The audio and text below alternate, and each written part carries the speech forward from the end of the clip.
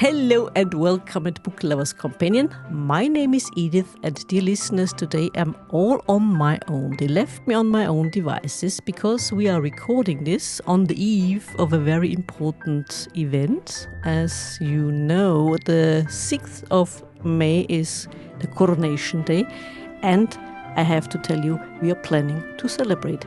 So the teacup is busy preparing for our celebration. But here with me from across the pond in North Carolina again, Edward Di Gangi. Hello, Edward, and welcome at Book Lovers Companion. Edith, thank you so much for having me here on Coronation Eve. It's a pleasure to join you. It's wonderful to have you here, and we are here because of your book, The Gift Best Given. An absolutely perfect title, I have to say. When I read the book, I learned why it is such a perfect title. It couldn't be better. The book came out in 2020, and my first question would be, are you a good ice skater? Many people ask me that, and I have always said that I suffered from weak ankles. But I also tell the story, however, that our son is a very adept ice hockey player, and he married just back in October to a young woman who is a certified ice skating coach. So apparently ice skating has skipped a generation, but it's alive and it's well in our family. That's good to hear. Wonderful. And of course, my first question is, when and why did you go on this journey of yours? Well, I started this journey back in 2017, and it was as I was approaching my 69th birthday. And as we speak today, I'm approaching my 75th birthday, and it's been quite the eventful 6 years. I was adopted at the time of my birth in New York City and taken home at a day old by my adoptive parents, and they were the only parents I've ever known. And I never had a crying need to find out what my biology or what my heredity was, even though there was the occasional glimpse that, gee, I wonder who my mother might have been. Rarely did I think who my father might have been. But we, as all families do, my wife's father passed away, and we were up in New Jersey for an internment up there for his ashes, and my adoptive mother's family was buried in a nearby cemetery, and we went to visit there because we weren't sure if we ever would get back there again. And I was standing over the grave of my adoptive grandparents, and they came from Ukraine. And I was very curious, and I started thinking, I wonder if it'd be interesting to know more about them. So when I got back to North Carolina, I went to our local library. I dialed into Ancestry.com, and that's kind of where this journey began, when I found out how easy it would be, or how easy it was, to start finding information about them. I started to think, if you're going to ever go searching for the identity of the people who brought you into this world, this is the time. And then that's where it began. Much easier nowadays, like you said, because of the internet. It is. And I will confess to being a very lazy person in many respects. And I knew years ago, if I wanted to go and search, it would probably be a fruitless search. It would be a lot of effort. That would reveal very little, if anything. So I just, I saw no purpose in it. But then with all that advertising we see on TV here in the States all the time for Ancestry.com and 23andMe and various TV shows searching out long-lost families, it planted the seed. Is it more prevalent, do you think, in the United States? The need to know where you came from? Oh, gee, I don't know. I really don't. I couldn't answer that, honestly. I don't know if we have more adoption taking place or more illegitimate births in the States than other places around the world. I know that there's a good deal of transracial or international adoption going on with with Central and South America and Korea. Mm-hmm. I hear very little about that in Europe, however. Mm-hmm. Yeah, So neither I do think, I. Yeah. yeah, I think it's an American phenomenon. Mm-hmm. Maybe because you all came from other parts of the world, most of you. Possibly so. I think it really comes down to maybe we're just more procreative. I don't know. People were just Yeah. making babies and yeah. Oh, And maybe. What I found interesting in your book when you describe the beginning of your journey, like you just said, and that you always knew that you were adopted. It was never a secret, and your parents were very straightforward with you at the time when I would have thought that parents weren't that forthcoming with that information. no, actually I would correct you on that. Okay, sorry. I learned of my adoption by going through some papers that my parents Yeah. had. Okay. Yeah. And I came across my adoption Mm. decree. My adoption had been privately arranged. Mm-hmm, mm-hmm, mm-hmm. So a legal Yeah. document that basically said they were adopting me, and a birth certificate issued by New York City, which had my name on it and theirs, but not my birth parents. Mm-hmm, And I never asked about it because they never brought it up. mm-hmm. And I made that assumption that if Okay. they were not bringing it up, then I wasn't going to question it. But Okay. I Okay. muddled on with Okay. life Okay. and didn't question it. And both my Mm-hmm. parents have been deceased for many years now. Mm-hmm. And to the time that they both passed away, we never discussed it. Okay. Got the wrong impression then when reading your book because I felt as if they didn't make a secret of it. Sorry about that. Oh, that's okay. Got it wrong. When you started researching and finding all these tidbits, also the thing about the people you met, the ones who acquired this box with informations, uh, I found that fascinating. I mean, tell me about that. There was a Yeah. fascinating story because getting into contact with them and recovering things. Yeah, it was a remarkable story. And it's representative of this whole search, which has just been filled with serendipitous events and kind people. Mm-hmm. But I was fortunate, as I said, my adoption was privately arranged, and my adoptive parents kept the document which finalized my adoption. And it Mm-hmm. had their signatures on it, their attorneys, and a name which I did not recognize and later intuitively knew must have been my birth mother. Mm-hmm. Mm-hmm. And I searched for her, and it took a little bit of detective work. She used her birth name on it, but it turned out that my birth mother had been a celebrity in the big ice skating Mm-hmm. shows in the 1940s and the 1950s. So she had adopted a stage name. Mm-hmm. And then later, 7 years after my birth, she got married. So she had a married name.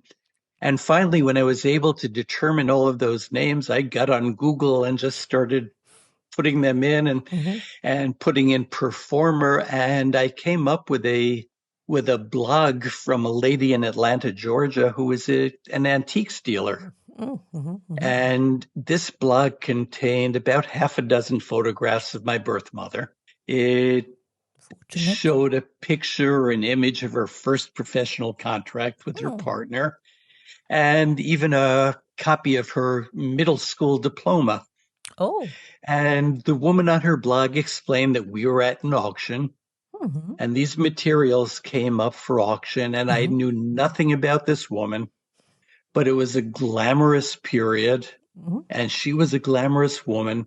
So Yeah. I purchased it. Yeah. Understandable. And yeah, she purchased that probably four years before I had started searching. And I thought if she was in the business of selling antiques, there was very little chance that she would still have those materials. But I reached out to her. We made some initial contact. She said, I'll call you back.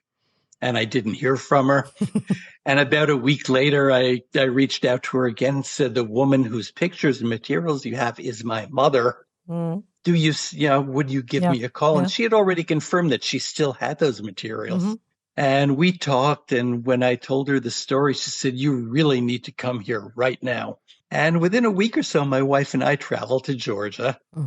And we met with her. We met with her husband, who, he also is involved in the similar business. And they brought this carton of materials to us, and it was full of promotional materials, going back to as far as 1943 for my mother, and some scrapbook type things.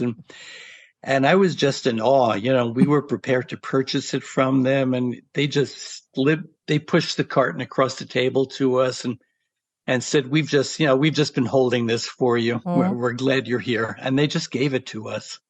And that's really where the journey opened up wide then. Yeah, very generous of them. Oh, it was terribly generous. And from there, you made quite a few interesting and surprising discoveries about your birth mother? I did. The first thing I found out is my birth mother was no longer alive. Sadly, this was 2017. I learned that she had passed away in 2014. So, it was close, but not close enough. And I had really pondered if she was still alive. How would I approach her?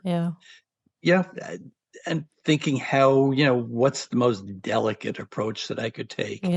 And unfortunately, I didn't have that opportunity, but I did have the opportunity to talk with people who had known her.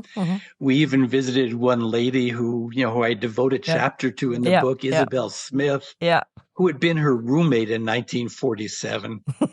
And, I always tell this story. I reached out, I located her son and sent him a picture of my mother, sent him a picture of his mother that had been in that carton, and explained my story. And he called back in a week and he said, "Mom is still alive. She would love to talk to you."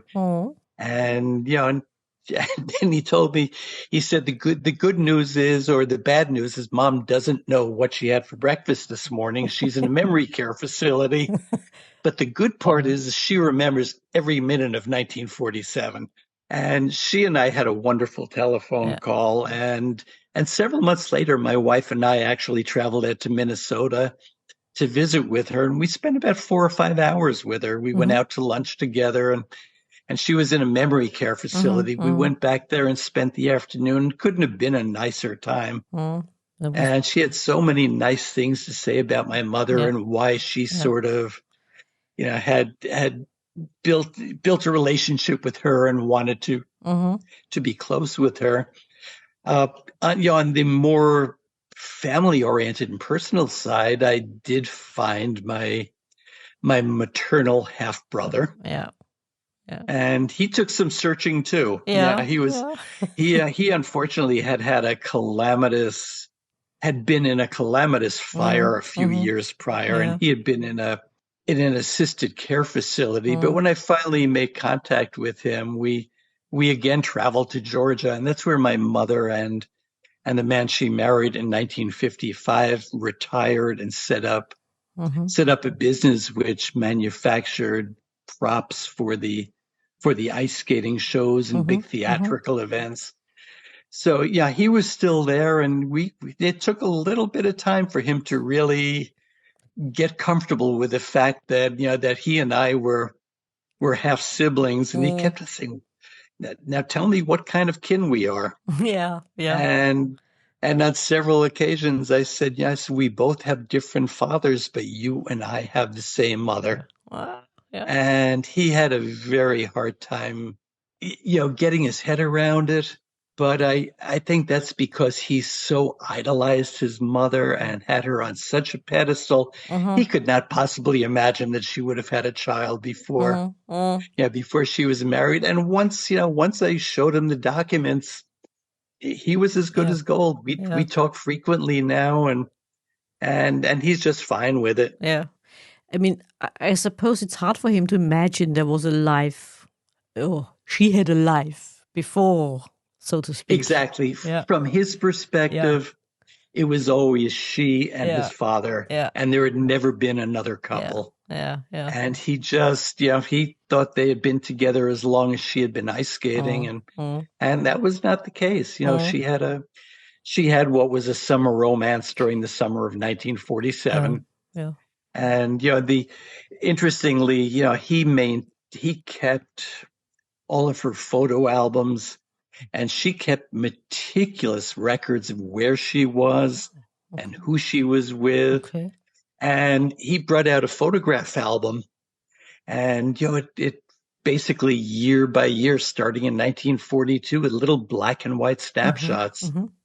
And we got up to 1946, and he was about to turn the page, and I told him, I said, I'm not sure what's on that next page, but in August of 1947, my mother, your mother, was in San Francisco with Ice Follies, Mm-hmm. and that's when I was conceived. Mm-hmm. And he still didn't want to believe it, but he turned that page, and in the middle of the page was the only color photograph in the entire album.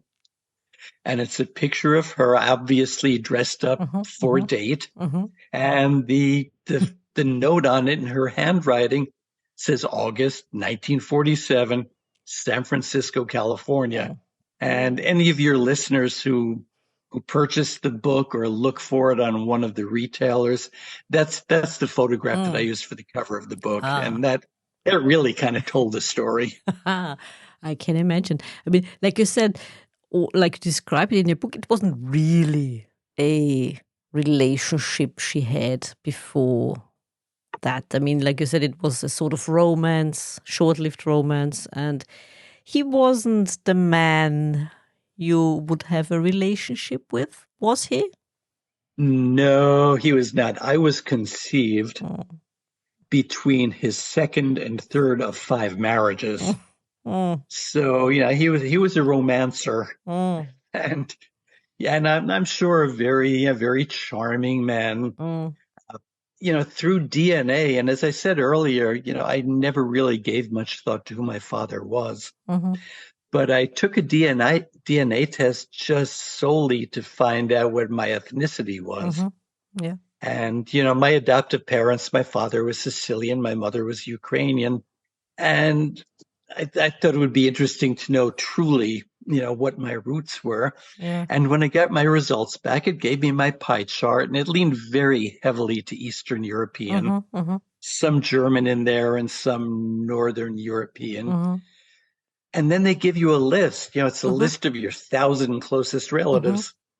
And at the top of the list was a name that I did not recognize. And by then, I was pretty confident that I knew everybody on my mhm, mother's side. mhm. And I thought, if this is somebody I don't know, this is on my father's side. Mhm, mhm, And, to make this story short, I reached out to the person, and I was very fortunate that he messaged me right back.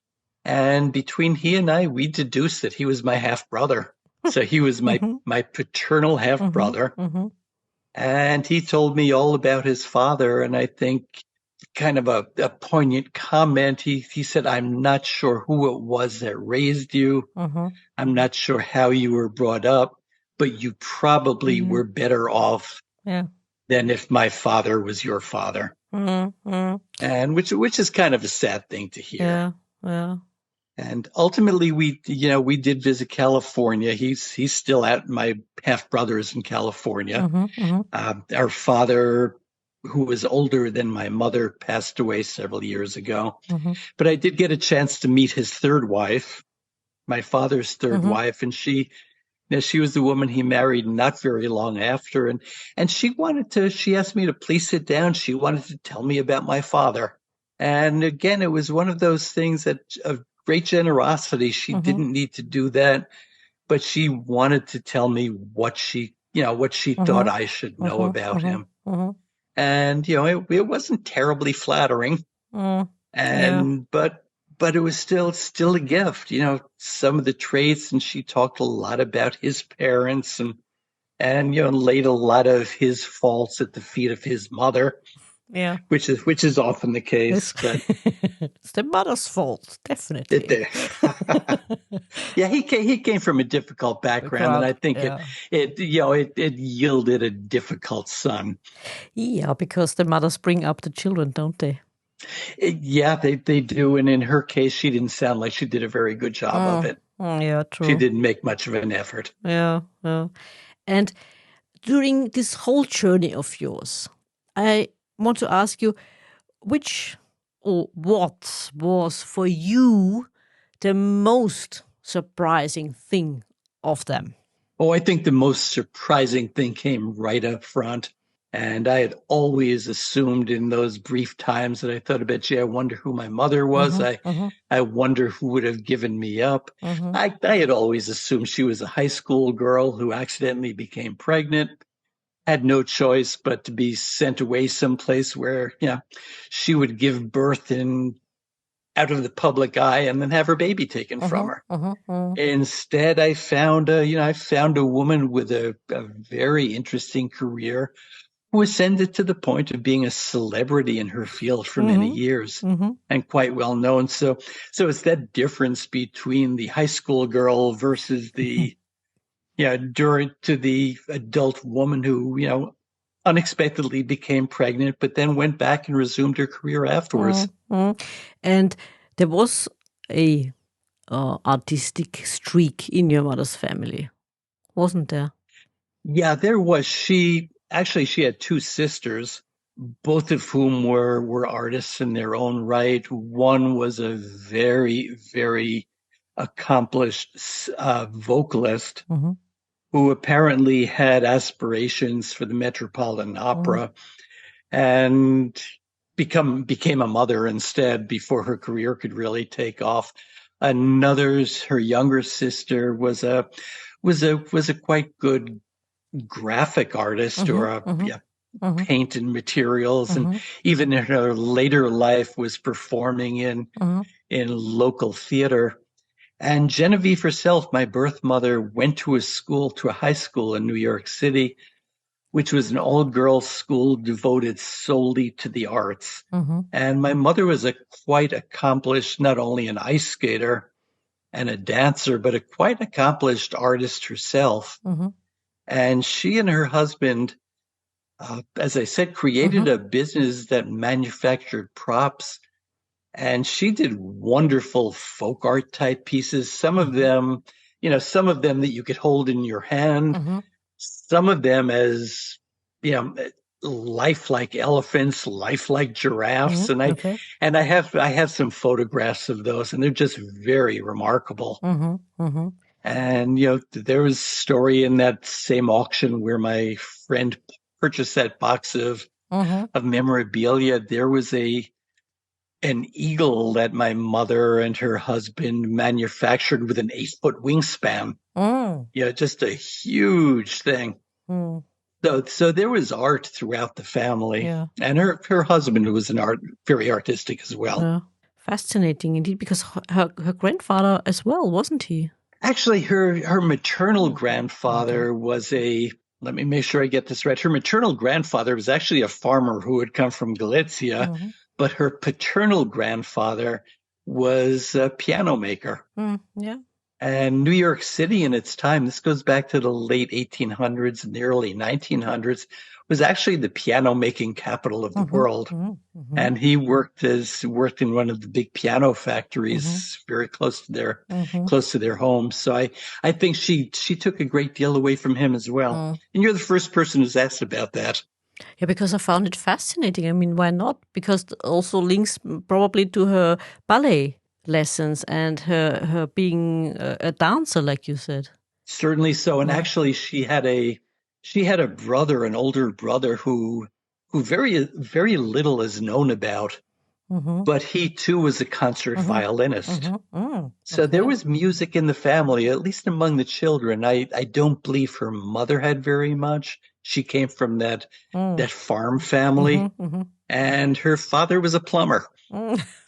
But But the kids, I think it's sort of like my ice skating skipping the generation.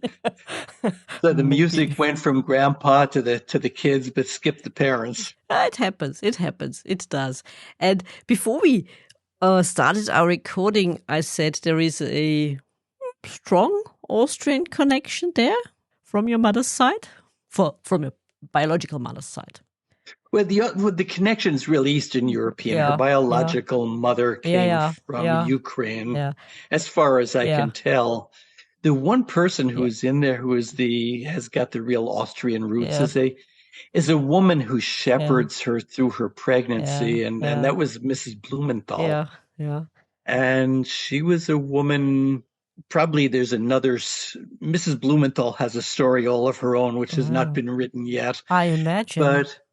But she was inserted into the story to help Genevieve, in the role that a mother would have.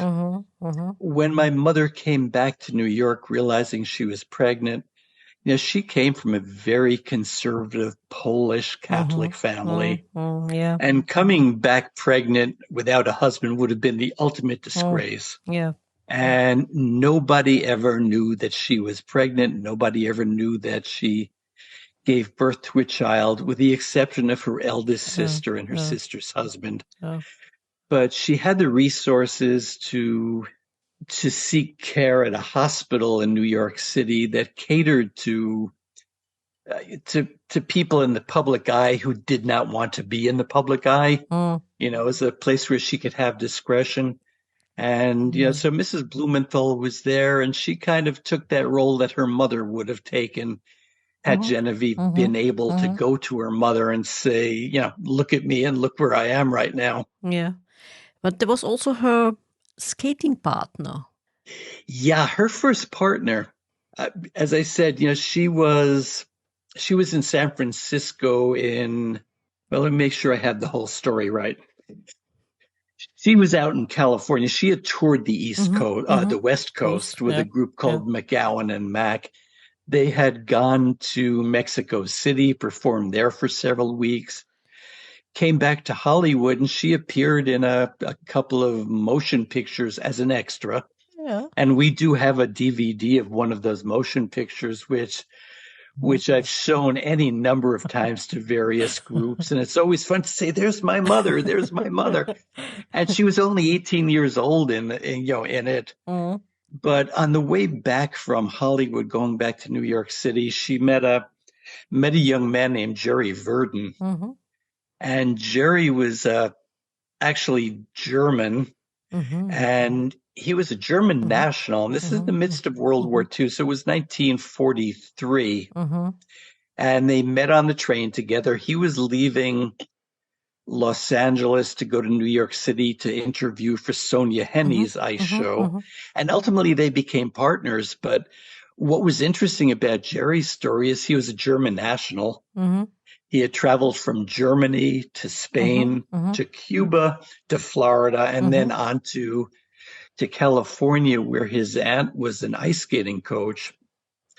And ultimately, she and Genevieve skated for a fairly good period of time as featured performers in one of the glamorous hotels out in Cincinnati, Ohio. And as time went by, he was becoming less and less enchanted with skating and more concerned with what was going on in World War II. Yeah.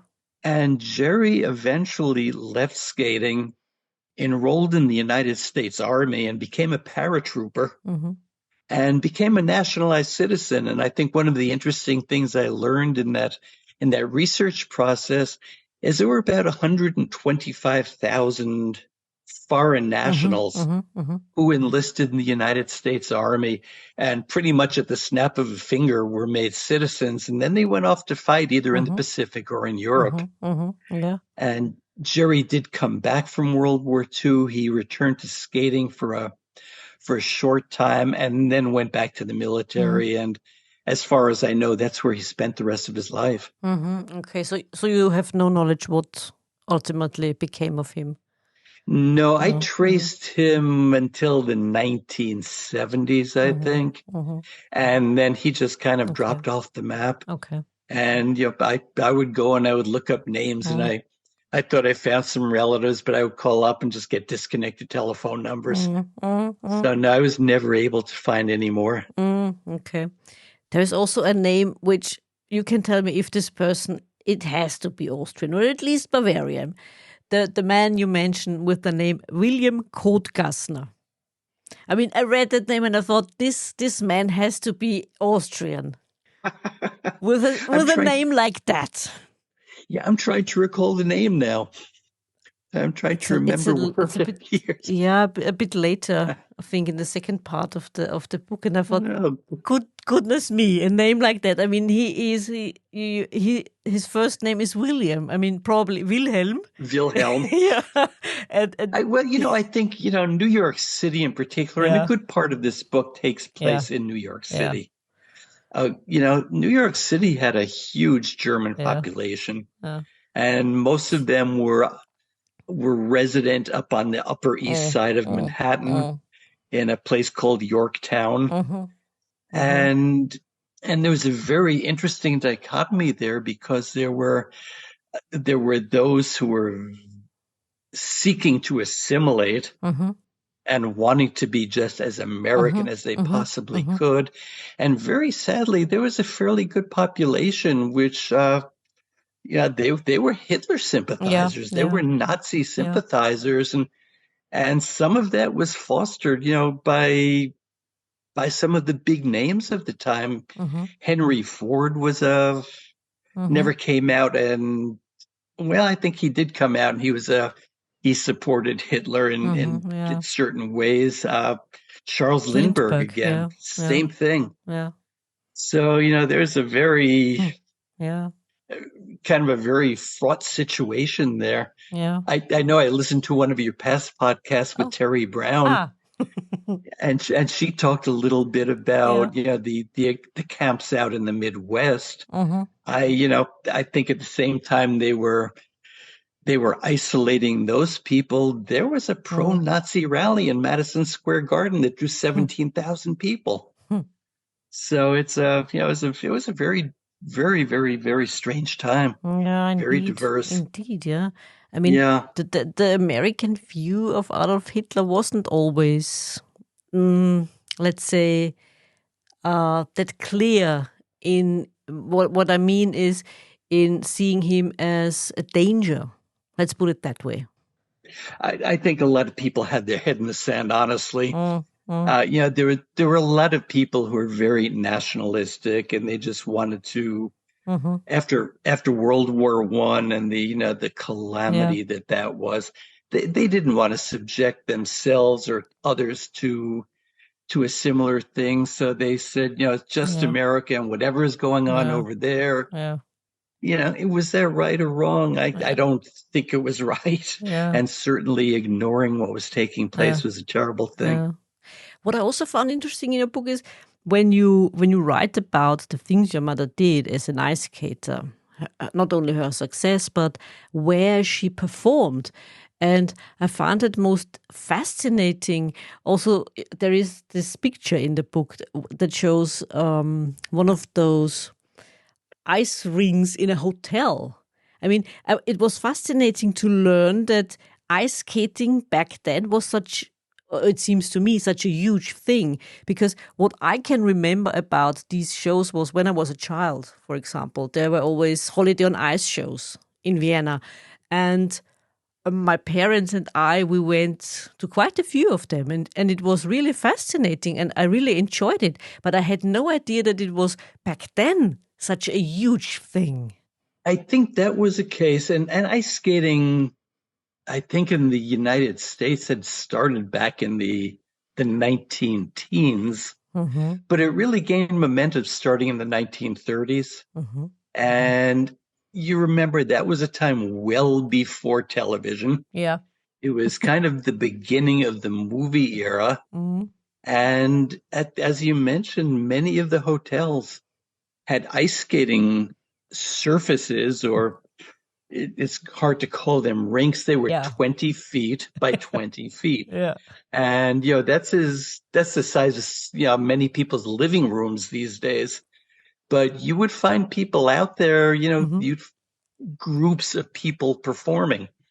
My mother performed it when she began with 5 other girls, and they skated together on that little postage stamp of a rink. And that lasted up into the 1950s in the hotels. They would put in Yeah.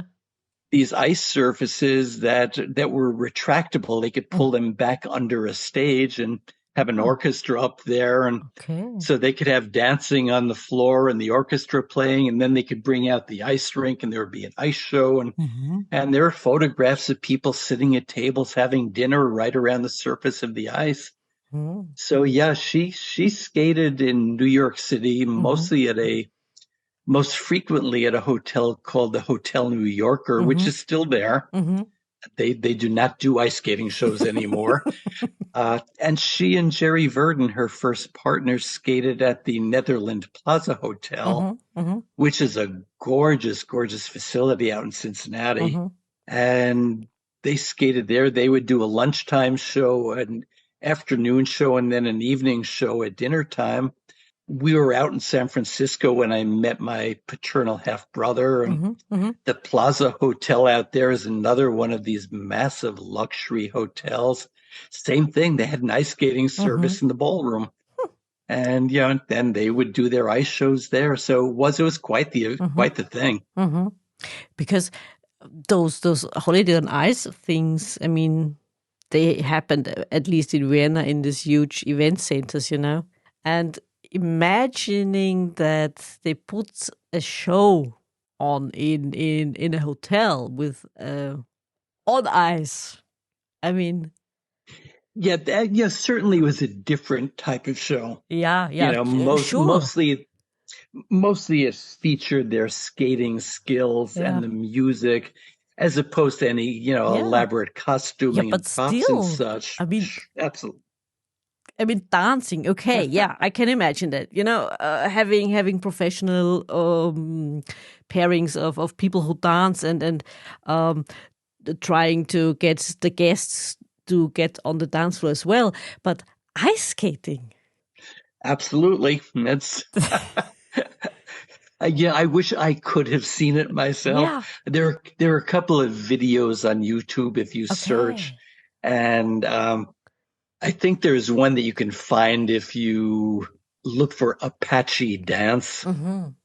Mm-hmm. And it was a couple that my mother first ice skated with, and it's a piece that was done in a studio, but on one of those tiny little Mm-hmm. ice Mm-hmm. patches. Mm-hmm. She graduated from that. She moved on to Ice Follies. Mm-hmm. Mm-hmm. She was recruited there with a second of her Mm-hmm. partners. Mm-hmm. And she was in San Francisco with Ice Follies at the time I was conceived. Mm-hmm. And when she returned to skating, she went back to a secondary company of Mm-hmm. Holiday on Mm-hmm. Ice, Mm-hmm. and then skated with Holiday on Ice from 1951 until Mm-hmm. 1956. And they skated in Central and South America, and they toured Europe for a year, Mm-hmm. sometimes skating in big soccer stadiums. Mm-hmm. And there Mm-hmm. was the ability to construct a much bigger sheet of ice there, and it attracted great attention. Mm-hmm. There are still shows like Holiday on Ice here in the States. Yeah. Holiday on Yeah. Ice is actually still a very Yeah. big entity in Europe. Yeah. It's still very True. popular in Yeah. Europe. True. True. Yeah. And may I ask you, thinking also back on this journey, this quest, actually, I might even call it, what was for you, looking back on it, the saddest thing in the end? Well, I think when I started my search, I just was looking for what was the story. Mm-hmm. Mm-hmm. And the deeper I got into the story, the more I had an appreciation for what a woman, and any woman, not just my mother, Mm-hmm. who surrenders a child for adoption, goes through. Mm-hmm. If you had asked me before I started the search, I would have said adoption is an event. A woman has a child, the woman passes it off to somebody else, and life goes on. And what I learned is there's a great deal of soul searching prior to that surrender. There's the trauma of the surrender itself. Yeah. And then, it's not an event that's over. It stays with that woman probably forever. And so if there was a sad part to it, I would like to have met my mother. And the one thing I would like to have said was thank you. She made a very courageous decision. It could not have worked out any better. She took great pains to specify who she would like to adopt me, or what characteristics and what things they should possess. And she got them all. And I just want to say thank you. If you've been worrying about it, it could never have happened any better. And yes, sadly, that did not occur. So if I have a disappointment, that's it. If that's all I had a chance to say, I would have been good with that. I would have stood in the doorway, said thank you, and left. And I would have hoped for more, but if that was not the case, it was not the case. So the gift was best given, wasn't it then? It certainly was. I think so. The Genevieve, fretted over the gifts that she was given, and she saw them as her ice skating and her career. And then she had this third gift laid upon her, which was a child, and she had a choice to make. And her friend Mrs. Blumenthal in the hospital said sometimes the best gift is the gift you give. And and I think she did well by herself. She did well by my adoptive parents, and certainly she blessed me. Yeah, indeed. Yeah, she did. It would have been, like you said, would have been wonderful to let her know. I would have liked that. I don't know what her reaction would have been. I have no idea. Yeah.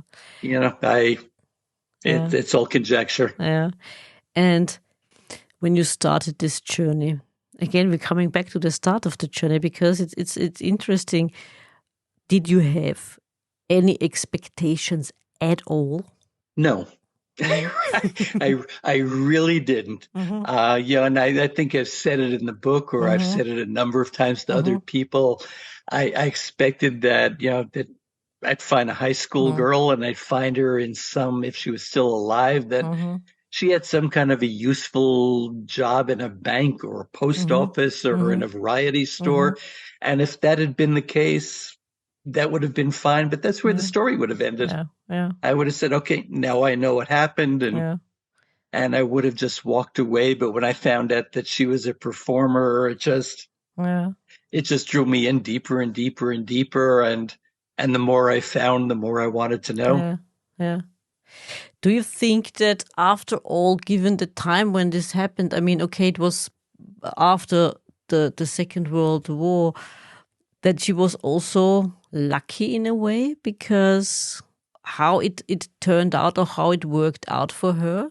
Yes, Edith, she was extremely lucky. I think that period right after World War II kicked off what's known in the United States as the baby scoop era. And there were many unexpected, unplanned pregnancies that took place. And and for the most part, those mothers who did not have partners were scooped up, and they were sent to homes, or they were sent to their aunt on the other side of the country, and where they went through the pregnancy and then surrendered the babies, and then came home and pretended nothing happened. And that period lasted from the end of World War II right up to the Roe versus Wade era in the early 1960s. My mother, because of her career, had the resources to remove herself from that, and to manage the pregnancy on her own, and to then manage the adoption on her own. And because she was able to do that, she was then able to go back and manage her own career afterwards. and had quite a good career. Yeah. I mean, coming to think of it, like you said, and it comes out in your book as well, her background is coming from a Polish family and a very Catholic family. Given the fact what happens, let's say, in other parts of the world to unmarried mothers, I mean, and her resources provided her with a better solution. And do you think that if she had returned home to her parents, which she did not because she didn't want to disappoint them, was it just the fear of disappointing them? Or was I think that's truly what it was. Okay, no other thoughts you think might... I think truly that's what it was, is that she would have returned in total disgrace. And there would have been disappointment at the least. There was the potential to them say, you're not even our daughter. And to just push her away. But not also a fear of getting stuck in such a home? No, I think had she did come back to New York, she did come back with resources. And she had that choice. She said, I can go home. And she would not have wound up in a home because she could have again tended to herself financially. But I think the chances would have been is we don't want you around here. We don't want the neighbors seeing you. We don't want any other family seeing you. Go away. So essentially she stayed away rather than put herself or her family in that position. Not get herself disappointed by the reaction of her parents, maybe? I think certainly that would have been a concern as well, is the lack of understanding she would have received. And, interestingly, I'm writing a second book now, which continues with her story. And there's an interlude in the book between she and her mother. And, her mother had a secret of her own. No, very different than Genevieve's, or carried a burden of her own. And there's an interaction where they both kind of look at each other and it's, I know something is up and you're not sharing. And in both cases, yes, something is there. And in both cases, no, neither one of them would share. Interesting. Why not? What kept them from sharing? I think it was a sign of the times. Okay. I think this goes back to now that would have been in the late 1940s, early 1950s, and relationships between parents and children were, even if your child was 23 or 24, were different. There are just things you didn't admit, things you didn't talk about. It was certainly different. I mean, even earlier, come to think of it, I mean, since we spoke about this Austrian connection and the German language, I think my grandmother once told me that she had to address her grandparents with the very formal Sie. You know, the difference between du and Sie in German. And she herself had to address them with the very formal word Sie. So that's very different times. Yeah, exactly. Absolutely. Come to think of it, And of course, I mean, sharing with children, I mean, let's be honest here. Even today, a lot of parents have trouble sharing with their grown-up children, don't they? They do. Yeah. I think everybody carries a secret of some sort. I don't know what it is, but even when I had met my maternal half-brother, once he finally accepted the fact that I was his mother's son, that was his reaction. So I guess every woman has a secret, and that was hers. I don't. Or do I? I don't know. Maybe I do. No one's listening. Who knows? Who cares? Nobody. It was interesting though, as I met cousins, and I didn't meet a number of cousins. I would always ask. I said, "What do you know about my adoption?" Hoping to catch them off guard. And each one of them would just shake their head and said, "Nobody knew." In our family, if one person knew, each one of us would have known. And so, it was a carefully kept secret. I mean, it's fascinating because when I read your book, I also thought of my mother. She was not adopted, not such a thing, but she and her brother met after, again, her half brother actually.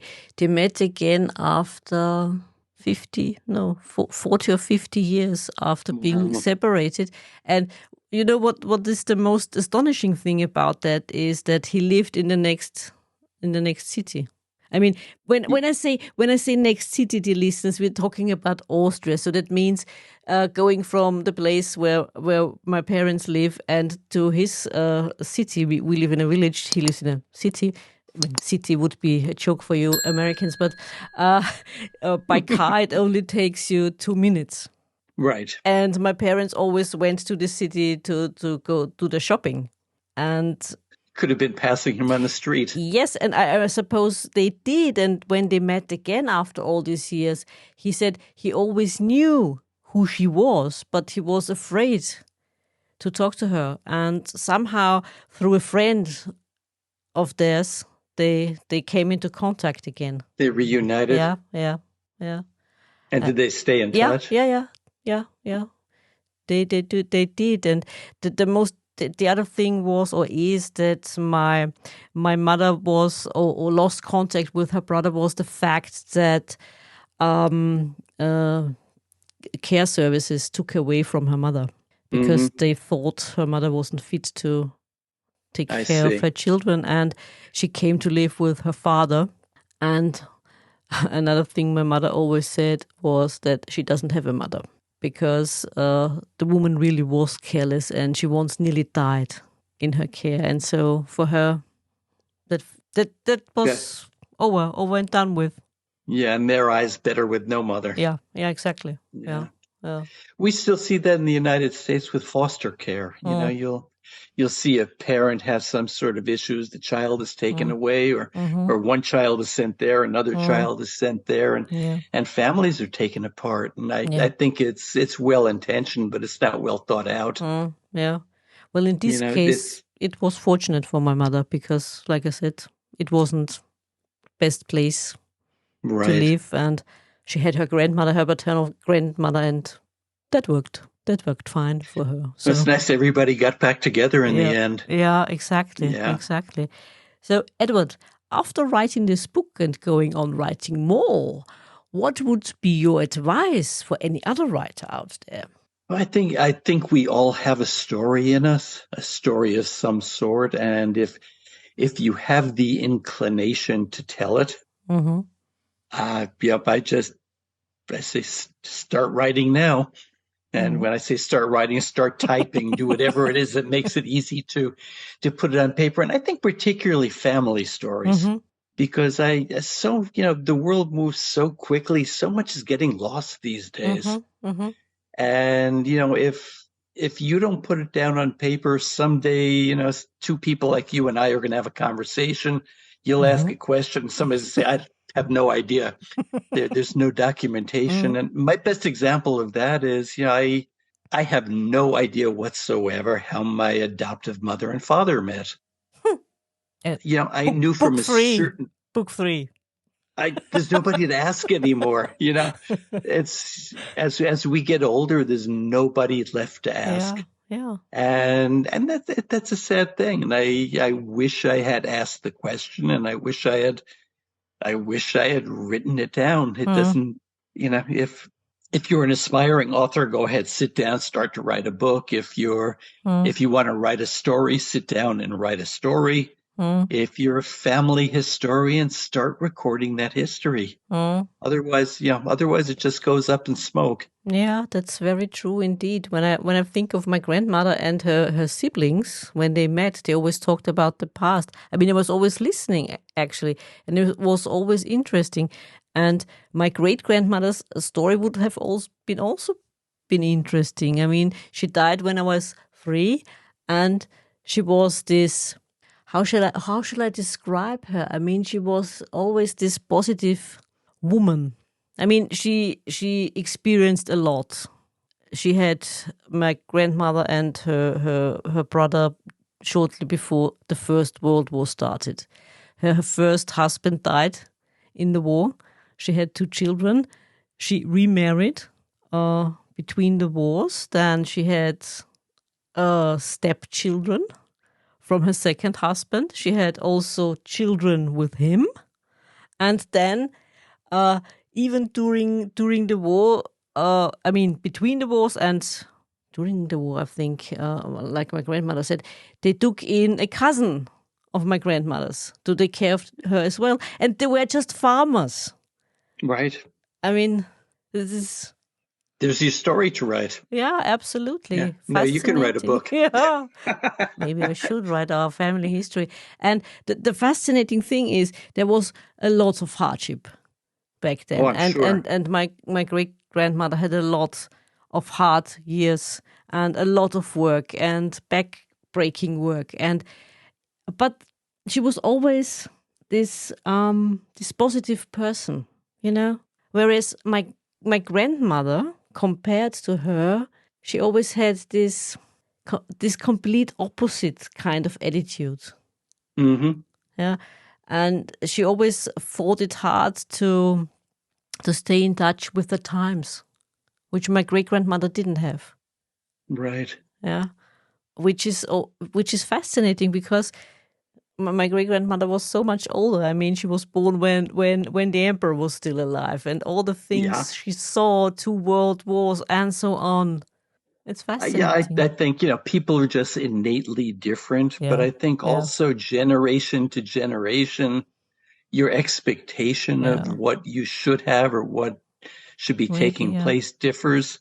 Yeah. So, your great grandmother didn't know anything but what she had around her, and your grandmother maybe saw more things and said, gee, I wish I had that. Yeah, maybe. But I think it's so fascinating to think about those people, from the late 1800s and what they experienced. Yeah. They saw motor cars invented, they saw airplanes fly, I think it's just a brilliant privilege they had. Yeah, exactly. They didn't know that, but that's true. I mean, I sometimes wonder what my great grandmother would think of today. Would be interesting. Oh, it's amazing. Yeah. It's amazing. I think of my adoptive father all the time. Every time I sit down at a 65-inch color television and think about what he would think just sitting there looking at it. Yeah. We came from, we had 19-inch black and white televisions. It's big differences, but they're little things to us. They don't mean anything. Yeah. True. A few years from now, it'll be 85 inches. Who knows? Sky's the limit. Yeah, absolutely. Yeah, very true. So your plans for the future are book number 2. It's already in the making. Slowly. As I said, it's a story about Genevieve's life from the time after she surrendered me to the time she finds out she is expecting her first son by her husband. And I've been doing a lot of research talking to women from that era or just after it who gave up children for adoption to learn about their experiences so I could build them into Genevieve's story as well. Yeah, sounds interesting. Absolutely. And book number 3 about your adoptive parents. Maybe so. Why not? Like you said, they had quite an interesting life of their own. Probably nothing quite so colorful as this, but still interesting nonetheless. Absolutely. And Edward, is there anything else you would like our listeners to know? Well, I just appreciate your time and appreciate the opportunity to have this conversation with you. I think it's, the story you tell is an interesting one. I think it resonates with lots and lots of people, whether or not they've been in the adoption community or not. But I think, in the midst of a good story is probably a good lesson as far as, how to view people who are touched by adoption. And many people are. Yeah. Many people certainly are. Yeah, absolutely. I'm absolutely there.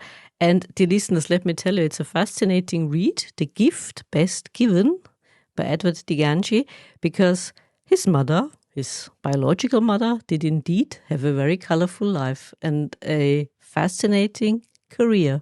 Let me tell you that. So, Edward, thank you so much for being here, for talking to Book Lovers Companion. Just me this time, but thank you. Thank you. Thank you so much for the wonderful conversation. I really enjoyed it. So did I. Thank you. You did enjoy this episode as much as we did? Then hit subscribe and don't miss the next episode. Also, make sure to follow us on Twitter, Facebook and Instagram.